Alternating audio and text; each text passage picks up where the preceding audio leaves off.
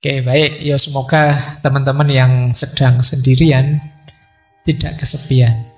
Kalau kesepian, jangan selalu menyalahkan diri sendiri.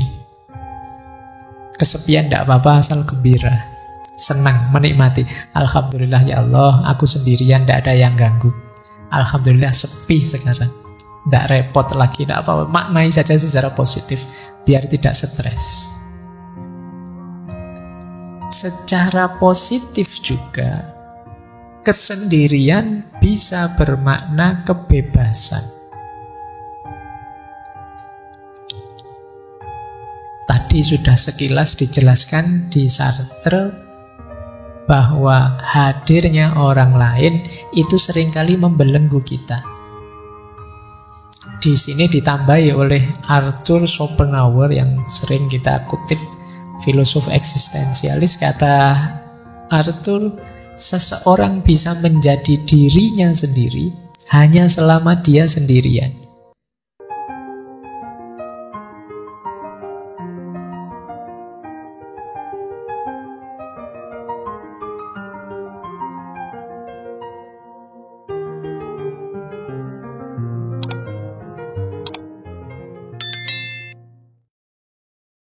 Assalamualaikum warahmatullahi wabarakatuh.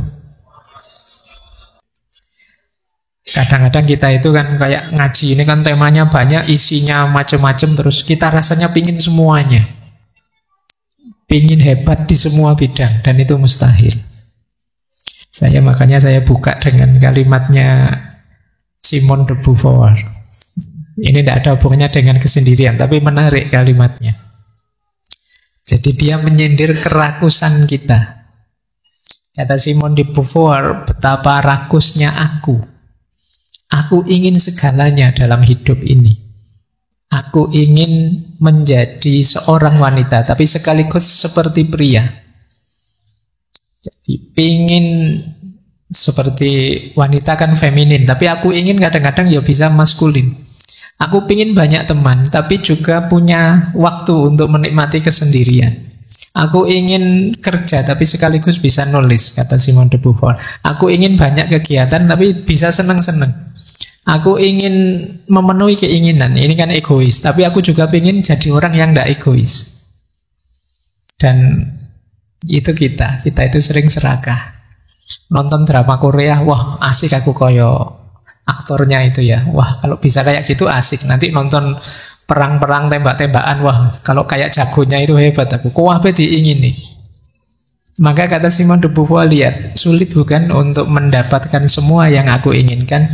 Begitupun kalau keinginan tidak terpenuhi, kemarahanku meledak.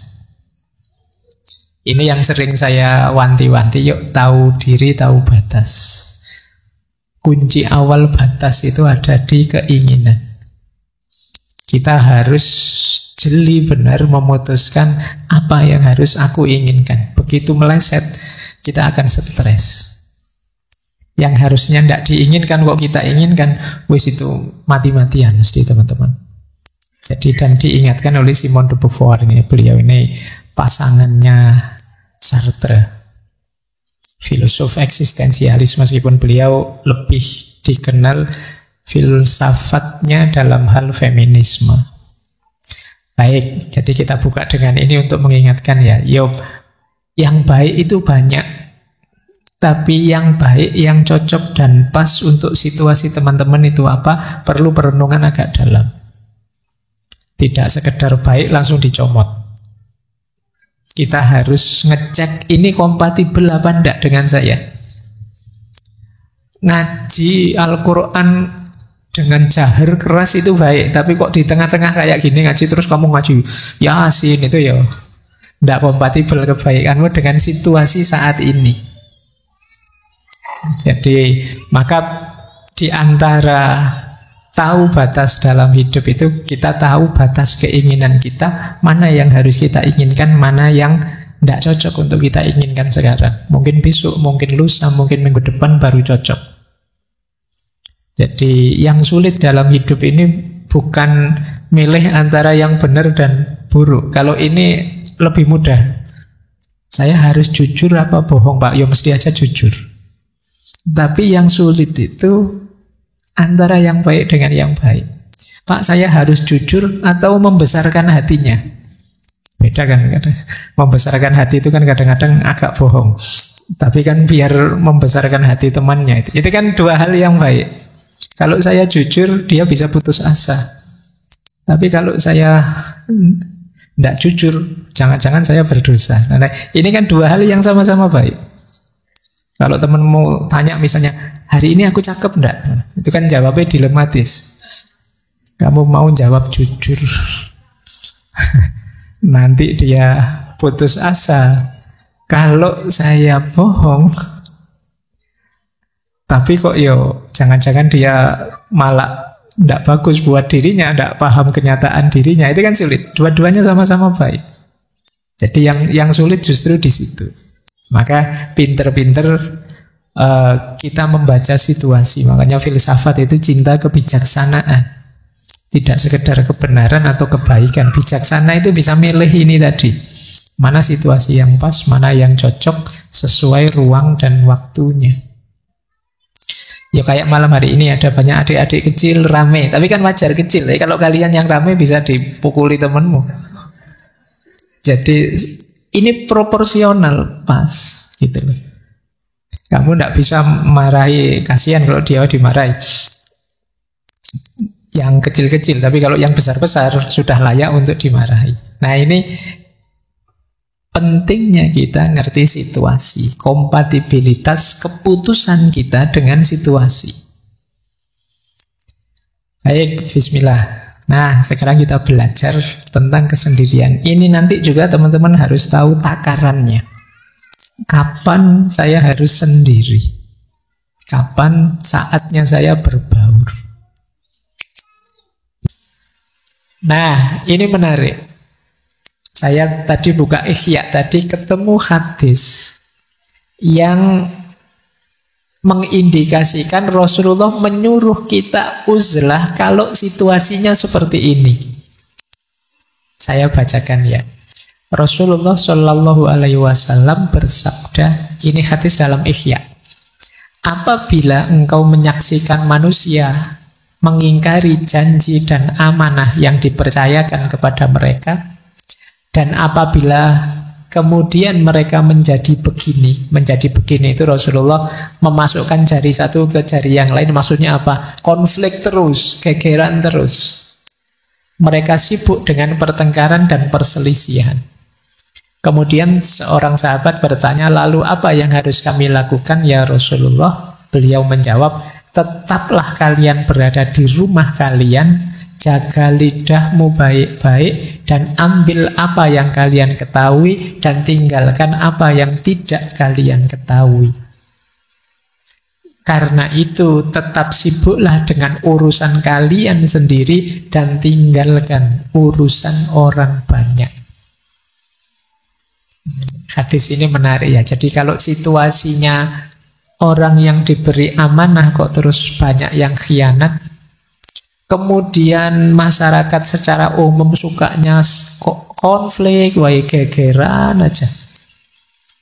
Saatnya kita nyari selamat untuk diri kita sendiri.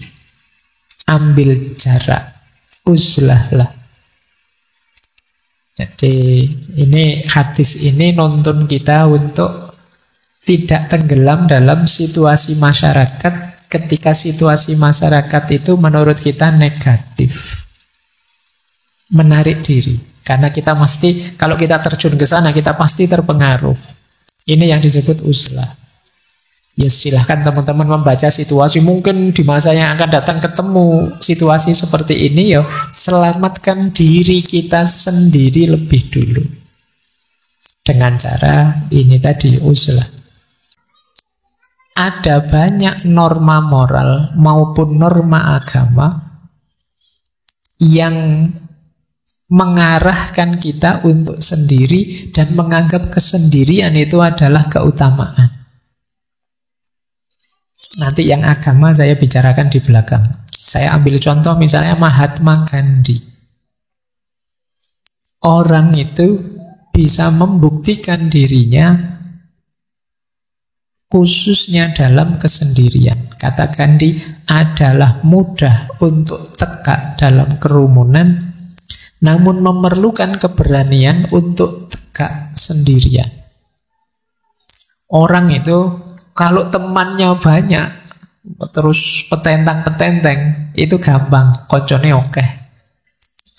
Ya kalau sendirian, baru dia disebut pemberani. Ayo kamu sendirian petentang-petenteng kalau berani misalnya. Itu sederhananya begitu maunya Gandhi. Orang itu bisa tegak sendirian baru dia hebat. Kalau sekedar tegak bareng temannya ya belum. Kalau pas nongkrong bareng temannya banyak, terus ada yang lewat sweet berani. Tapi ketemu satu-satu gitu biasanya kamu grogi. Jadi orang itu terbukti kehebatannya ketika dia sendirian. Kalau kamu bareng orang banyak, lewat kuburan, santai saja. Mungkin kamu sampai, ayo kalau ada hantu keluarlah ngono. Tapi begitu sendirian, wah, ono angin sidik, wah, melawayu mesti banter. Terbukti keberanianmu saat sendirian. Kebaikan juga begitu. Kalau kamu sendirian masih juga baik, berarti kamu memang orang baik. Tapi kalau kamu baiknya hanya pas ada orang banyak, ya kamu sebenarnya hanya pencitraan. Jadi mudah untuk mengklaim bahwa kamu hebat ketika dalam kerumunan. Untuk membuktikan kamu hebat beneran ya saat sendirian. Jadi ini salah satu quotes untuk menegaskan betapa sendirian itu sebenarnya bermakna pembuktian. Kamu hebat beneran apa enggak? Kamu jago beneran apa enggak? Makanya kata Lause, orang biasa itu membenci kesendirian. Namun seorang master, dia bisa memanfaatkan kesendirian. Dia memeluk kesendirian sambil menyadari bahwa dia adalah satu dengan seluruh semesta. Jadi kesendirian bermakna pembuktian diri. Saatnya kalian tampil, ya sendiri. Kalau saatnya kalian tampil kok banyak orang, kamu tidak akan terlihat. Eksis itu dirimu sendiri. Semakin banyak orang yang menopangmu, ya kamu dianggap belum terlalu eksis. Untuk menegaskan bahwa kamu eksis, ya ketika kamu sendiri pun ternyata bisa tegak. Jadi jalan keutamaan lewat aspek sendirian ini membuktikan bahwa kita ini memang benar-benar mampu, benar-benar bisa. Jadi secara positif kesendirian bisa bermakna pembuktian. Bahkan ada beberapa asar yang saya ambil juga karena menarik kalimatnya. Kesendirian lebih baik daripada sahabat yang buruk perilakunya. Kok punya sahabat kok buruk, mending sendiri saja. Atau qaulnya Ibnu Somad. Ibnu Somad punya kalimat menarik. Manusia itu seperti obat yang dengannya mereka menyembuhkan penyakit. Namun manusia masa kini telah berubah menjadi penyakit yang tidak lagi ada penawarnya. Karena itu larilah dari manusia banyak sebagaimana kalian lari dari singa. Ini juga anjuran untuk uzlah. Ya memang kita memerlukan orang lain. Manusia itu seperti obat bagi kekurangan kita. Tapi hari ini banyak manusia yang bukan obat tapi penyakit itu sendiri. Orang baik-baik ketika berinteraksi dengan orang lain jadi ketularan jahat. Nah, kalau situasinya seperti ini ya jauhi saja mereka. Uzlahlah, menjauhlah. Rasulullah itu ketika sadar kondisi masyarakatnya yang jahiliyah, yang kacau, yang lupa pada Tuhan dan lain sebagainya, ya beliau uzlah. Merenungi kondisi masyarakatnya. Jadi ini tuntunan-tuntunan untuk kita beruzlah menjauh dari keramaian ketika situasinya memungkinkan. Jadi dari sini kelihatan ternyata ya menyendiri menciptakan kesendirian untuk hidup kita itu kalau momennya tepat, justru itu adalah sesuatu yang dianjurkan, mulia dan utama. Makanya sejak awal tadi saya bilang cari situasi yang pas ya, cari kondisi yang pas. Nah, ada yang punya perspektif seperti ini. Punya perspektif bahwa kesepian itu lahir sebenarnya karena ada keinginan untuk dipahami yang tidak terpenuhi. Kenapa kok setiap orang punya titik sepinya sendiri? Karena dalam hidup pasti ada hal di mana kita ingin dipahami dan orang lain tidak bisa memahami kita.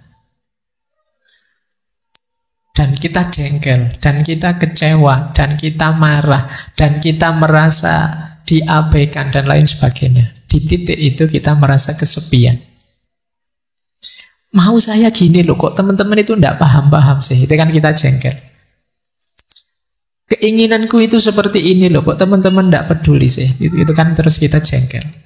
Di situ kita merasa kesepian.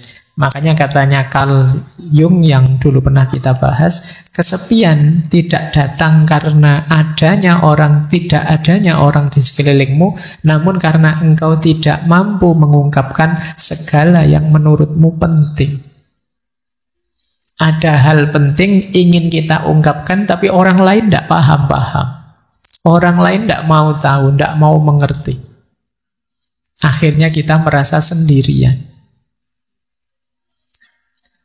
Dilanjutkan itu oleh Jodi Picoult, ini novelis Amerika. Kata dia, biar ku beritahu engkau, kalau engkau ketemu seorang penyendiri, itu bukanlah karena mereka menyukai kesendirian, namun karena mereka sebelumnya telah berusaha keras untuk membaur ke dalam dunia, dan orang-orang selalu mengecewakannya.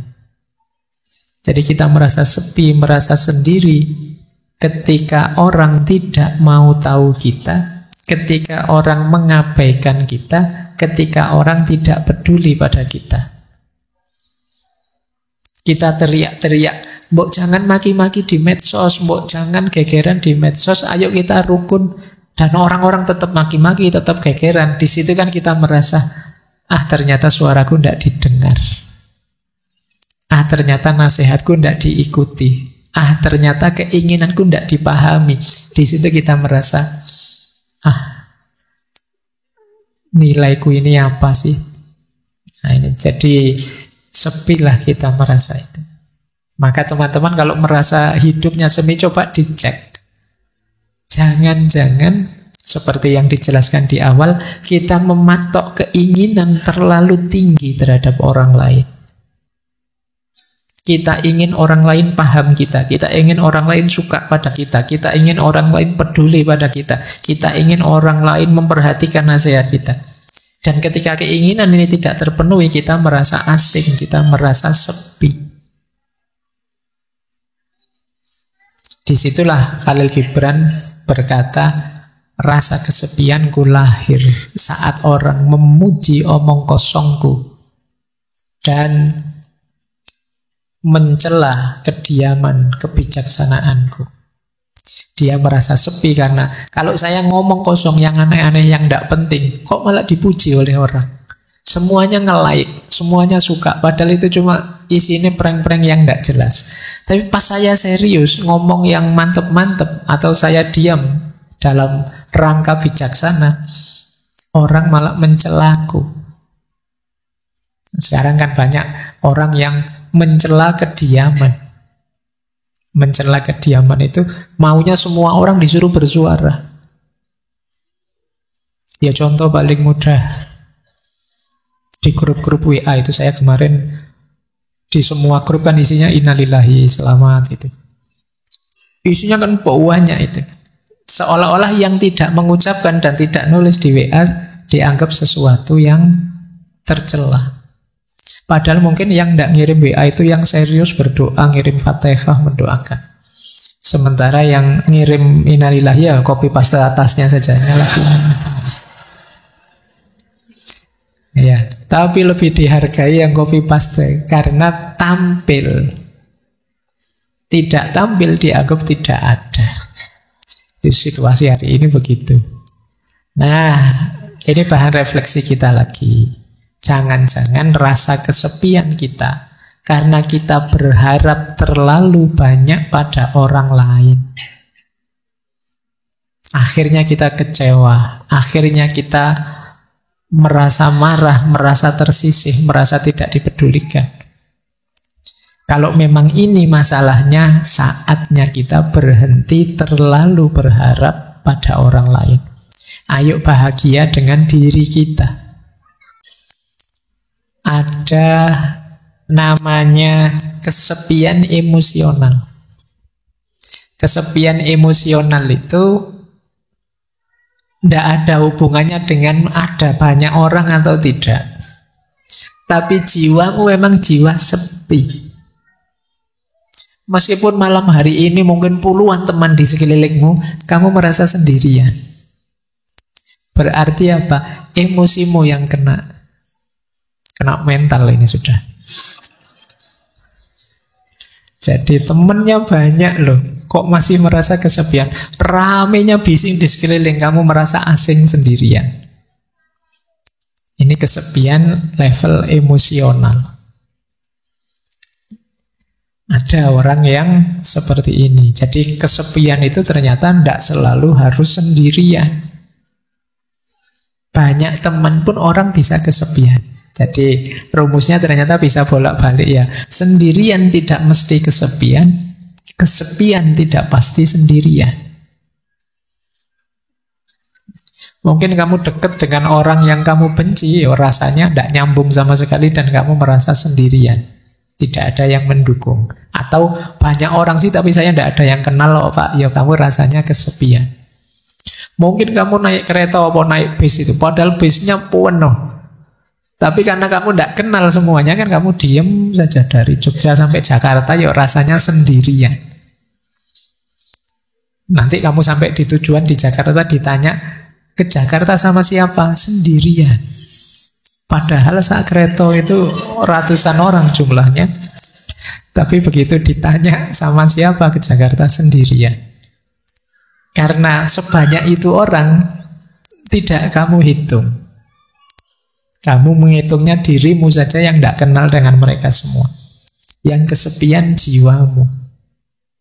Jiwa kalau sudah kesepian, ya sebanyak apapun keramaian, sejumlah apapun orang di sekelilingmu, ya kamu tetap merasa sepi.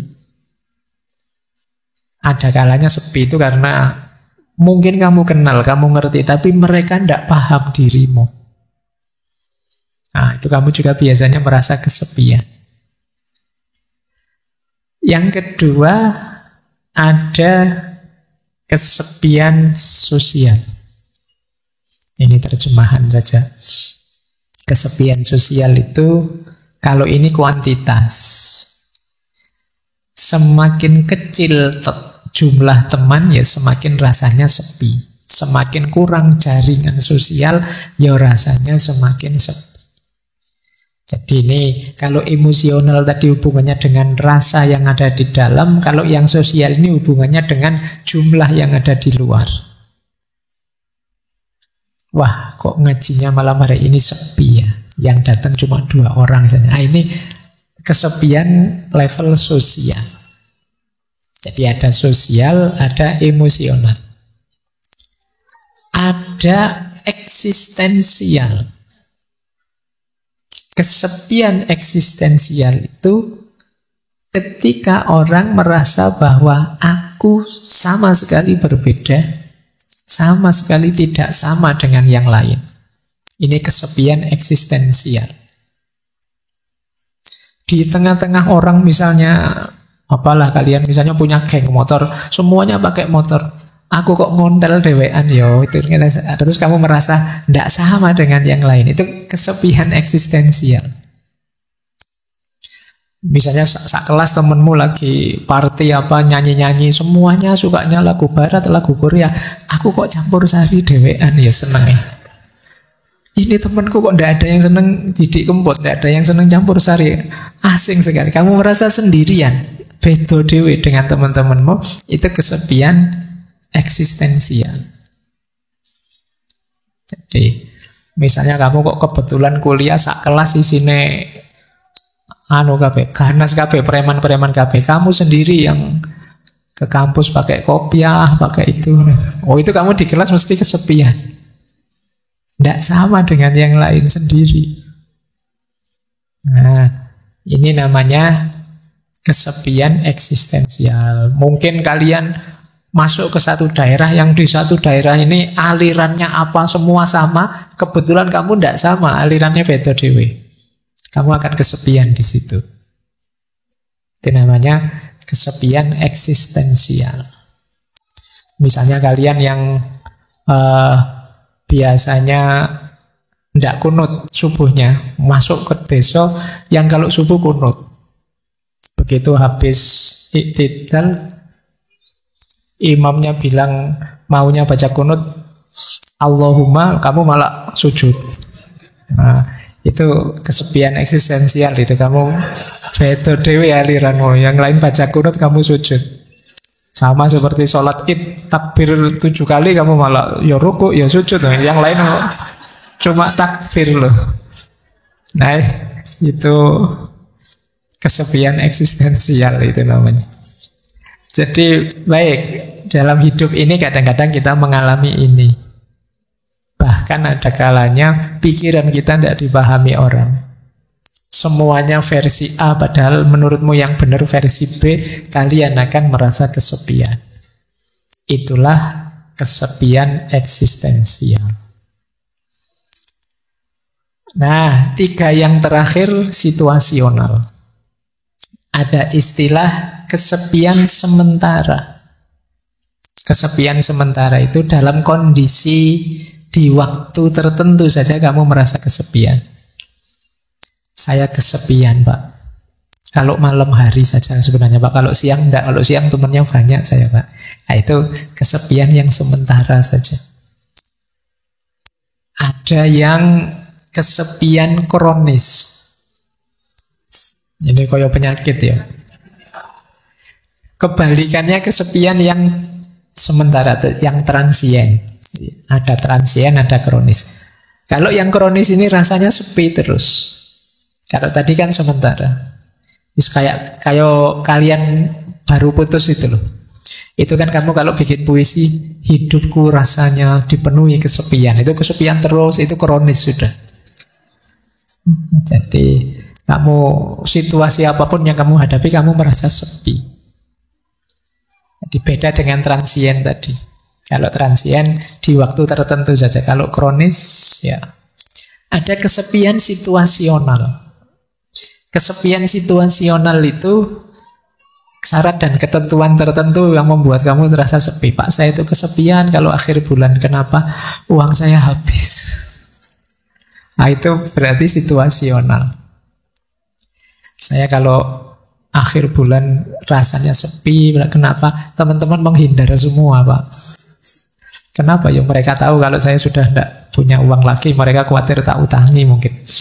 Ini kesepian situasional.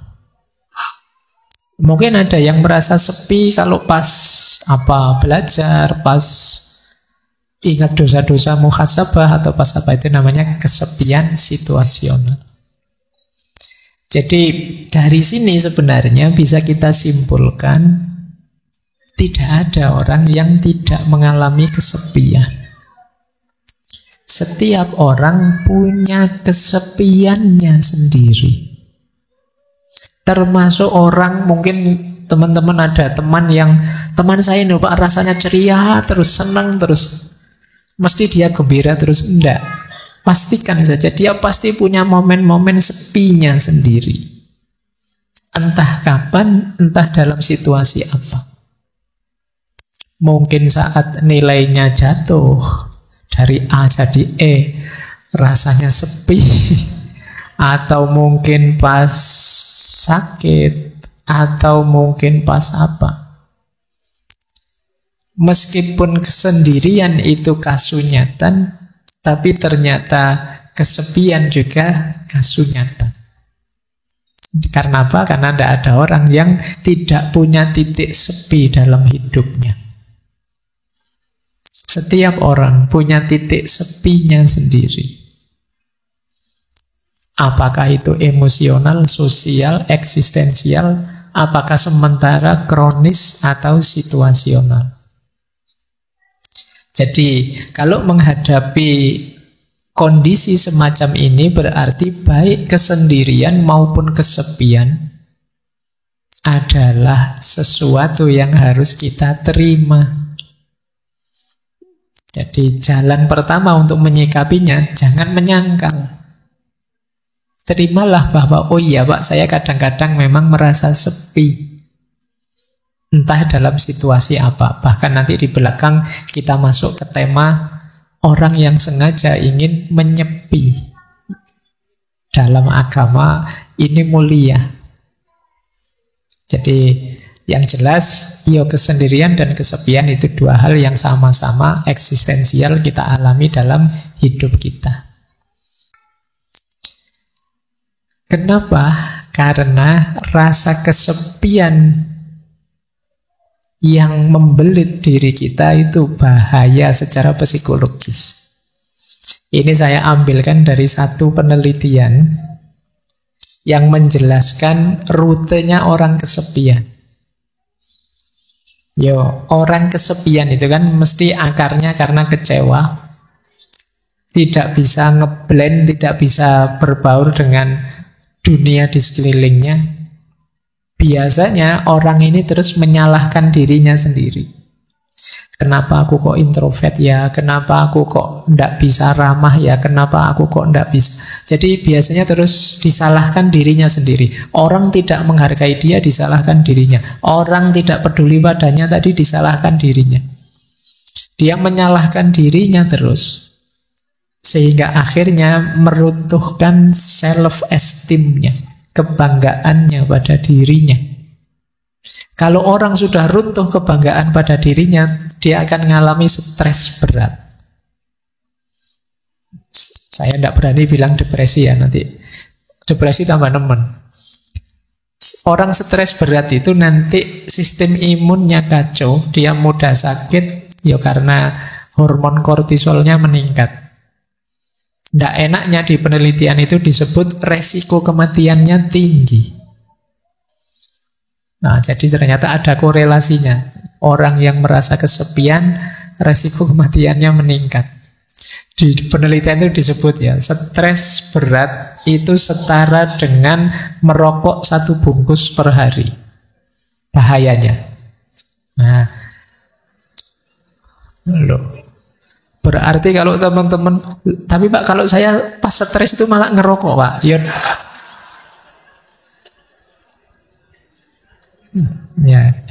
Ya wis bener, daripada bahayanya seperti ngerokok 1 bungkus, ngerokok saja sekalian 1 bungkus. Memang bahayanya itu. Dan lebih beresiko daripada obesitas.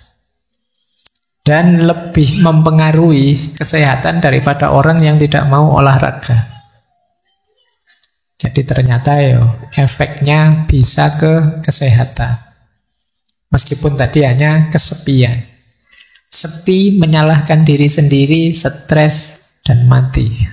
Resiko kematiannya tinggi. Oke, baik. Semoga teman-teman yang sedang sendirian tidak kesepian. Kalau kesepian, jangan selalu menyalahkan diri sendiri. Kesepian tidak apa-apa, asal gembira. Senang, menikmati. Alhamdulillah ya Allah, aku sendirian, tidak ada yang ganggu. Alhamdulillah sepi sekarang. Tidak repot lagi, tidak apa-apa. Maknai saja secara positif, biar tidak stres. Secara positif juga, kesendirian bisa bermakna kebebasan. Tadi sudah sekilas dijelaskan di Sartre bahwa hadirnya orang lain itu seringkali membelenggu kita. Di sini ditambahi oleh Arthur Schopenhauer yang sering kita kutip, filosof eksistensialis, kata Arthur, seseorang bisa menjadi dirinya sendiri hanya selama dia sendirian. Dan jika dia tidak menyukai kesendirian, dia tidak akan menyukai kebebasan. Karena hanya ketika dia sendirian, dia benar-benar bebas. Ini bebas ini maknanya dua. Bebas dalam arti kita bisa melakukan apapun tanpa terhalangi, atau bebas dalam arti kita bisa melakukan apapun tanpa bantuan orang lain. Jadi ini pembuktiannya lewat apa? Lewat kesendirian. Mampu apa tidak sendirian. Dan diilustrasikan dengan unik oleh Leonardo da Vinci. Kata Leonardo da Vinci, jika engkau sendirian, engkau sepenuhnya memiliki dirimu sendiri. Jika engkau ditemani oleh satu pendamping, engkau hanya memiliki sebagian dari dirimu sendiri, bahkan kurang, sebanding dengan kesembronoan perilakunya. Dan jika engkau memiliki lebih dari satu pendamping, engkau akan jatuh lebih dalam ke dalam penderitaan yang sama. Kalau kita sendiri, kita memiliki diri kita utuh. Tapi kalau ada teman satu saja, ya kita memiliki diri kita setengah. Yang setengah miliknya teman tadi. Kita kan berusaha mengadaptasikan dengan teman. Misalnya teman kita, saya itu tidak senang lihat orang pakai baju merah, ya padahal kita ingin pakai baju merah karena bareng teman ini, akhirnya kita nego tidak pakai baju merah. Kita tinggal setengah. Ada teman kok nginep di kos, tiba-tiba bilangnya, saya kalau lampu nyala tidak bisa tidur. Sementara kita kalau tidur lampunya nyala. Kita tinggal setengah diri kita. Itu kalau temannya satu. Kalau temannya 3, diri kita tinggal 1/4. Nego dengan 4 teman ini mungkin maunya beda-beda. Saya tidak bisa tidur kalau tidak lampu disco. Saya tidak bisa tidur kalau tidak lampu, misalnya. Apa tidak puyeng kamu? Akhirnya semalam tidak tidur itu mikir lampu. Jadi semakin banyak orang, ya semakin banyak negosiasi. Kalian harus menemukan intersubjektivitas, kesepakatan bersama. Semuanya bilang saya tidak bisa tidur kalau begini, saya tidak bisa tidur kalau begitu. Ya sudahlah, kita semua malam ini tidak usah tidur. Kita ngobrol saja kita. Ini negosiasi. Dalam hidup bersama memang begitu. Makanya semakin kita sendirian, semakin kita bebas. Ya meskipun tidak harus dengan kalimat orang lain adalah neraka, seperti yang disampaikan oleh Sartre. Jadi makna positif kedua, kalau tadi kan kesendirian itu pembuktian diri, kalau ini kesendirian itu kebebasan. Semakin kita sendiri, semakin kita bisa bebas.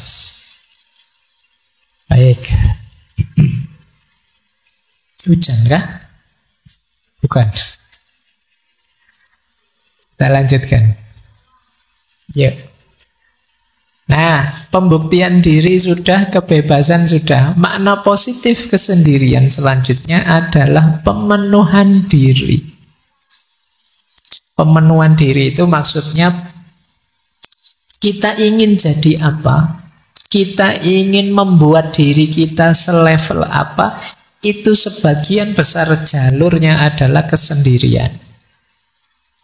Contoh misalnya, saya ambil quote-nya Picasso.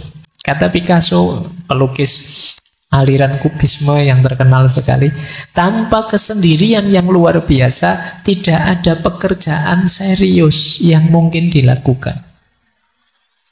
Kalau kalian garap skripsi kan sendirian.